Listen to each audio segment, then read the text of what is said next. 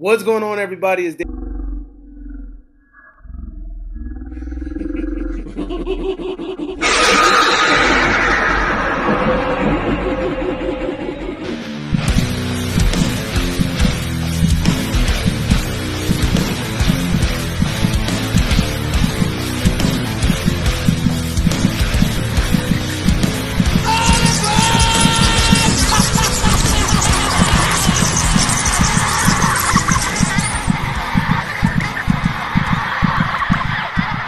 What's going on, everybody? It's David from the 80s, and you are now entering the Cinema Chop Shop. So park your ass right there. And while you're there, don't forget to hit the like, the share, the subscribe button. Also, if you check the link below, you'll see a Patreon account. If you click it, you become a member. All you got to do is try to recommend movies and music and trailers we react to. So click the link.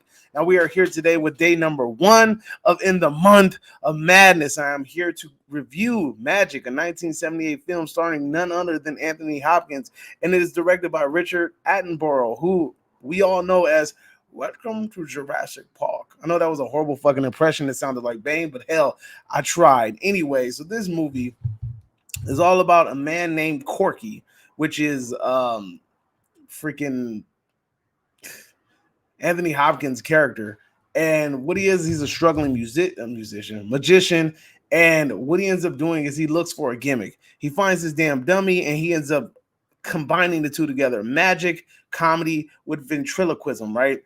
And this dummy that he has, which is named Fats, it has like this foul mouth. It just throws out jokes. It's freaking hilarious. It kind of reminds me of that one dude, the dude with all the puppets, Jeff D. I don't know his last name, but anyway, it kind of reminds me of him. But the point of the matter is, it turns out that Corky's character is actually mentally deranged, and he ends up running away from his huge shot at Hollywood because he doesn't want to undergo a mental evaluation, because that's the only way that he's going to make it big. These studios are going to pay all this money, and they want to pay you huge amounts of money. They want to make sure that you keep your head on straight. So he runs away back to his hometown, ends up running into like an old fling that he has, and from there the story goes on. And I know you guys are sitting here like, well, how the hell does this enter? How does this wind up in the month of madness? Well, the truth of the matter is Anthony Hopkins' character is kind of mentally deranged. My man has like a personality issue where he can't control whether it's him or it's the doll speaking Fats. So they kind of jump back and forth. And you're still kind of thinking to yourself, well, again, how is this horror related? How is this anything like, Halloween, month of October related?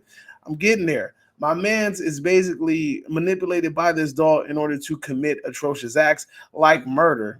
So we have this character mentally deranged. A doll's telling him to kill people. He doesn't know if he can control it. Honestly, this was a really fun watch. It's great to see Anthony Hopkins at a young age. And I mean, I've seen critiques of this film and people saying like, damn, Anthony Hopkins looks a little bit stiff.